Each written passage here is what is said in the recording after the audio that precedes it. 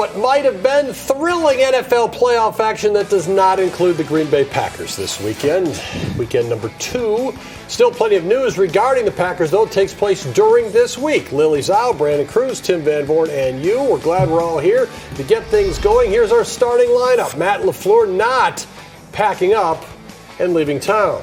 So what will change, if anything, for the team going forward? Perhaps some members of LaFleur's coaching staff. An injured Packer makes us say what? We see that old college try on the basketball court this week, and our latest high school hotshots piling up the points. Yeah, I definitely think Matt should be the head coach. I got a lot of love for Matt. I think he does a great job, and that's it. And Matt's one of the best guys and people. Like, as a person, I've been around since I've been in this league. I reached out to him when I started seeing this, and I said, man, when I agreed to come here, like, you were part of the reason why I came here.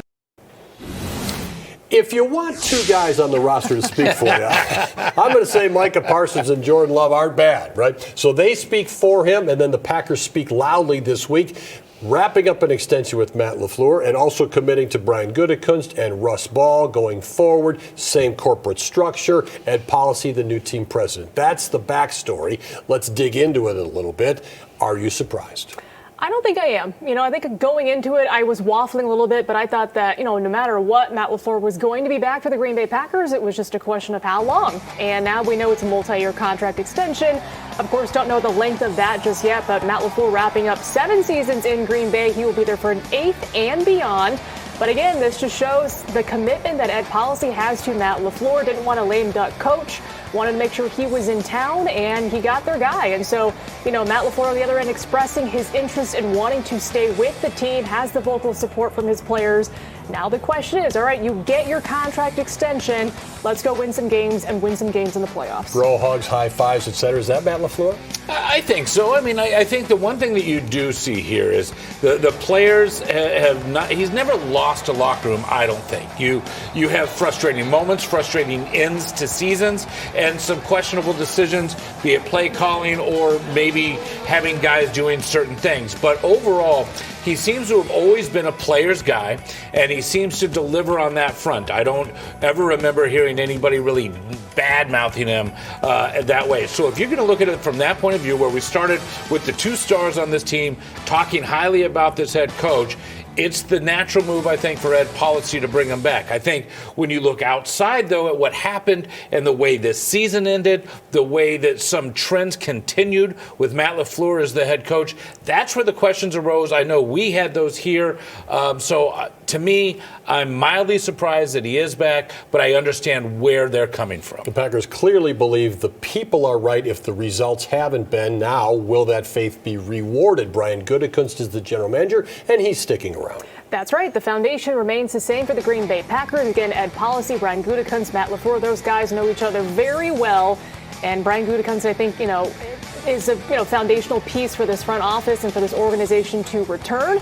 Now he's a chance again to help Matt LaFleur with this roster in the years to come to continue to build and say, we can draft some guys that will make an impact in the rookie season and beyond. And so now you have 2 guys who know each other and love each other very much getting back to work this offseason to try and say, all right, what can we do to get over the hump? But at least the Packers have a solid foundation moving forward. Russ Ball is back, too. He negotiates all the salaries, and he's a pretty important guy in this organization. Yeah, salary cap guru. They call him that for a reason. He's the money man, knows how to really work that, and, gets a lot of good deals done for the Packers and their players. So important to have him back and just have that structure with Russ Ball, Goody, and LaFleur, all, of course, reporting to Ed Policy. Ed Policy's the name at the top of all this, Brandon. Well, and he kind of had to make a decision here. Was he going to turn this team in a different direction by going with a different coach? And he surely would have gotten some heat. He also would have gotten a lot of praise, I think, had he made that decision. But now he's decided to keep continuity. He wants to make sure that there is a consistency with this team and with its staff. And therefore now he owns this. And this is what his legacy is going to be a foundation from, is whatever happens here. The Packers clearly believe they're an elite team in the NFL, an elite franchise. The numbers would bear otherwise. 4 straight years. You have not won a division championship, 1-5 in your last 6 playoff games, 4-9 in against playoff teams in the last 2 regular seasons. The belief from within is that they're a better football team than that. The opportunity now will exist. And some changes are probably in the offing on the coaching staff, some voluntarily, some not. Looks like Jeff Hafley voluntarily. Yeah, it looks like there's a lot of interest, possibly Miami. He's rumored to be a finalist in Tennessee as well. And, his body of work in 2 years as a defensive coordinator has been pretty solid with the Packers. I mean, you can look at what happened with the Bears a couple of times this year and go, is he still there? But he seems to be still very high on the list of some of these general managers looking to bring in coaches. And to me, with the connection to John Eric Sullivan, who used to be with the Packers and just took over as the GM in Miami, there's a lot of smoke there, and to me, where there's smoke, there's fire. I would expect him to be leaving at the end of this. I might not have said that a week and a half ago. Yeah, I think that he's probably gone pretty quickly. All right. What goes on in the offensive line? Lily, you've got Adam Stenovich, your offensive coordinator, who was previously offensive line coach. Maybe his role changes, maybe it doesn't. And you have Luke Butkus, who's currently the offensive line. And the offensive line was not a strength this year. Yeah, I do question if there will be changes there. I do wonder if Matt LaFleur will shake things up in that regard. I know he is very loyal to his coaches, like a Rich Bisaccia at special teams. But I think for this Packers team to make, again, that championship caliber leap next year, their offensive line has to be better. Their special teams have to be a lot better, as you see Rich Bisaccia. But in terms of Luke Butkus and the offensive line, you invest your pieces in Aaron Banks and company, and it really didn't pay off as much as they would have liked this year along with special teams. There you see Luke Butkus.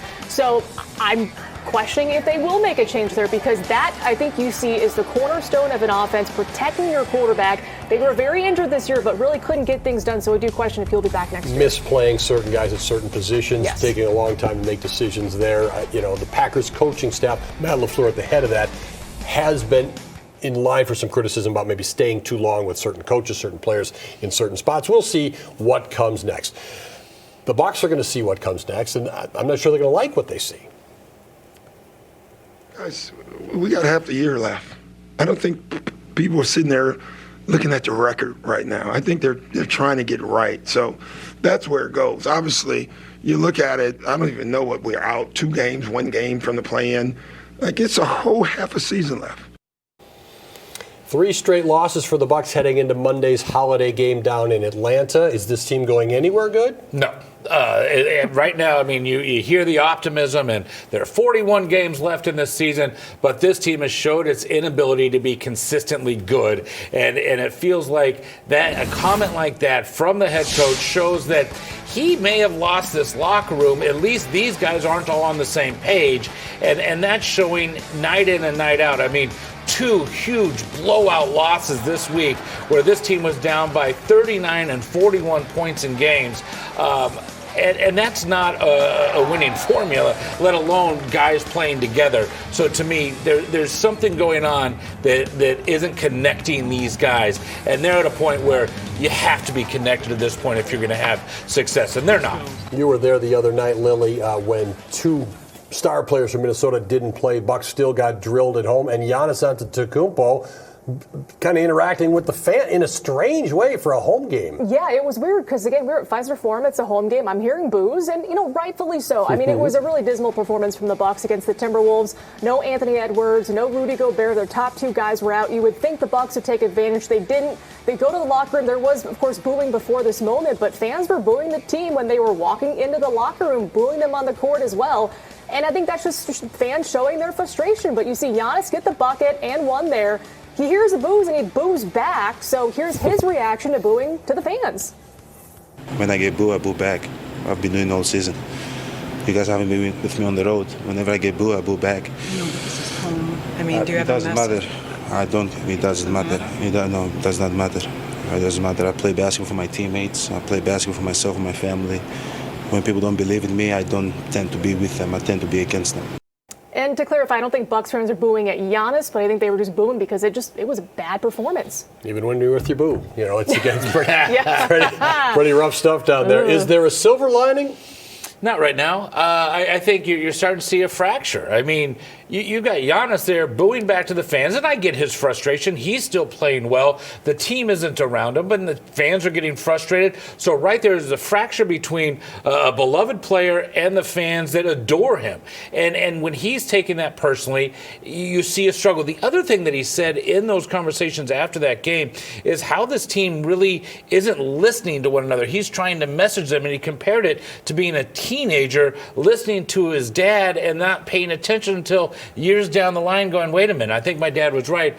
And for him to say he doesn't feel guys are listening to him, that's not a good sign. So do you trade and try to make one last grab at the ring, or do you say, we're going the other way? I think if the Bucks want to keep Giannis in town, I think you continue to swing for the fences. But again, will it be enough? Will it be enough to salvage this season? I mean, they're 7 games under 500 at this point. Can they even make the play-in if they go on a run? They haven't been able to win more than 2 games in a row this season. That's how bad it's been for Milwaukee. But I think the front office certainly is going to swing for the fences and try to bring somebody in to help Giannis Antetokounmpo. But the question is, if you bring somebody big in, who do you give up? And can you afford to give up those guys? And is the season lost? I don't know. We'll see. Some of the best basketball we've seen around here this year is on the college court. We'll get to that, plus say what next.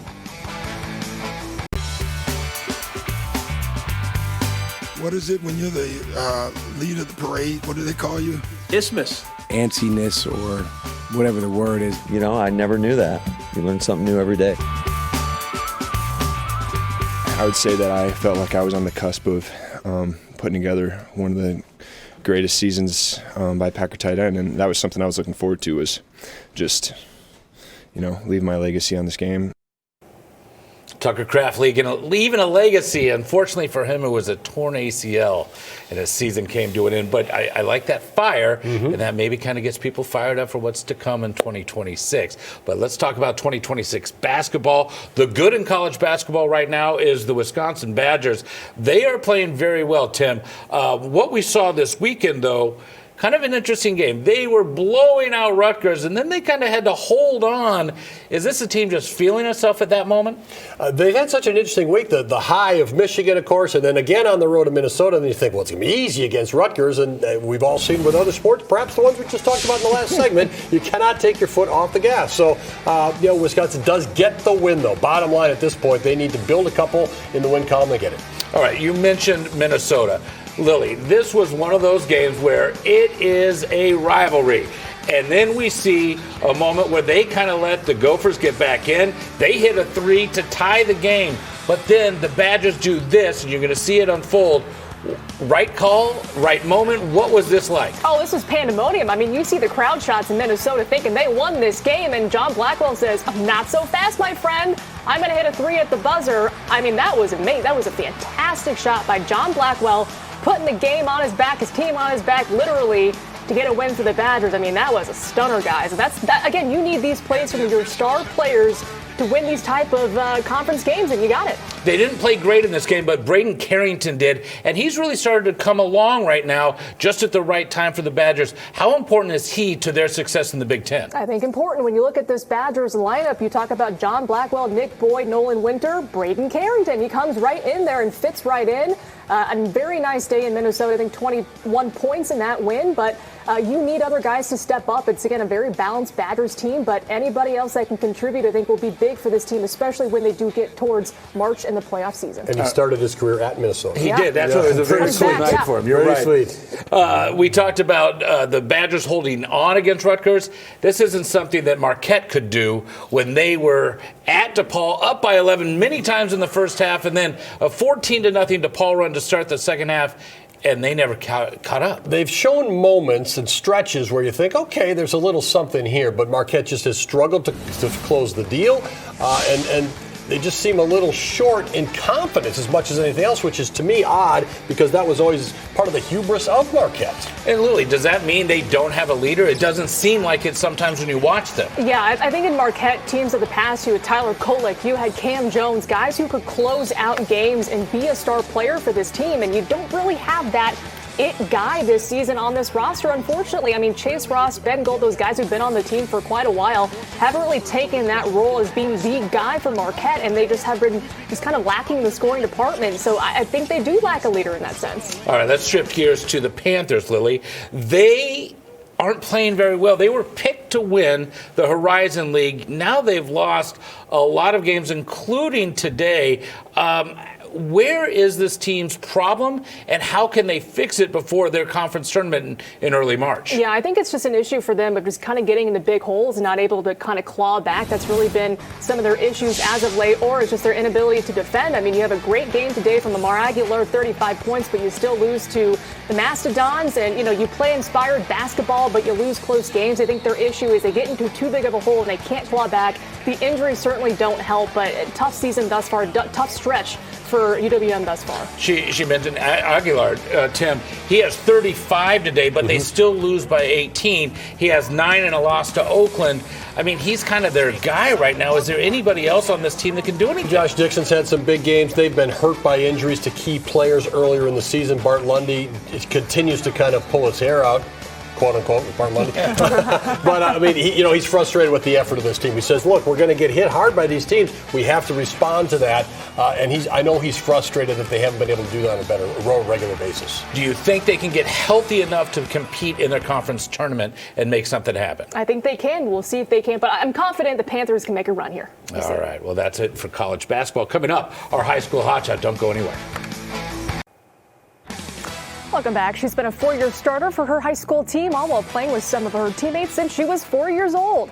This versatile senior is this week's FOX6 High School Hotshot. Hi, I'm Micaiah Litza, and I'm a senior on the basketball here at Tosa East. I would say I'm very unselfish. Like, some games I'll score 10 points but have like 10 assists, but others I'll have a little less assists and have like 25. Freshman year I was a little more learning from the seniors, and as years went on I took the leader role more. Probably like middle school I became more serious about it. I think I started to enjoy the process more than just like playing games. Practicing was also fun. You have to enjoy what you're doing, because if you just don't practice, then nothing will get better for you on the court. So you have to enjoy the off-the-court games too. Yeah, next year I'm going to DePaul to play basketball. They're historically a great program, and they have believed in me for the past 4 years. It feels great to know that you accomplished something and for other people to see it too, because we all worked so hard to get back there after our sophomore year. It was not the greatest ending our sophomore year, but we worked hard and got back and took care of what we needed to take care of.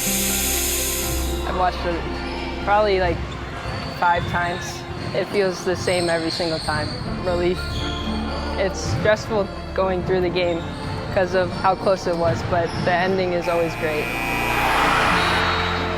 We're definitely not at our peak yet. We're still getting better every day and working hard so that we can get back there. It feels great. I walk past it every day. It's just really cool to have something like that in this school. I'm Micaiah Litza, and I'm a part of the state champion Tosa East basketball team, and I am this week's FOX6 High School Hotshot. The future is certainly bright for Micaiah. Meanwhile, last season, she scored a game-high 32 points to help Tosa East win that state championship. On top of that achievement, she also set a new school record for single-season and career assists as well. Amazing. We'll be right back. We're winding down the Blitz by looking ahead. Yeah, a big day for the Bucks tomorrow, celebrating Martin Luther King Jr.'s birthday in Atlanta before heading home for a 3-game homestand. That's where they'll face the Thunder, the Nuggets, and the Mavericks. Meanwhile, in college basketball, busy week for the Badgers, Golden Eagles, and Panthers. Marquette tipping off tomorrow against Providence, and then on Thursday, Wisconsin starts out their week at Penn State. UWM playing at Robert Morris. How about the Admirals? Back on the road for a pair of games at home on Saturday against the Wild. And we expect, at least, to hear from Brian Gutekunst this week up in Green Bay. Maybe Ed Policy, maybe Matt LaFleur. I'd like to hear from Ed Policy. I want to know kind of where he's at. We haven't heard a lot from him since he took over. It's been an interesting week. Could be another one. We always appreciate you capping your week with us here on the Fox 6 Sports Blitz. See you again.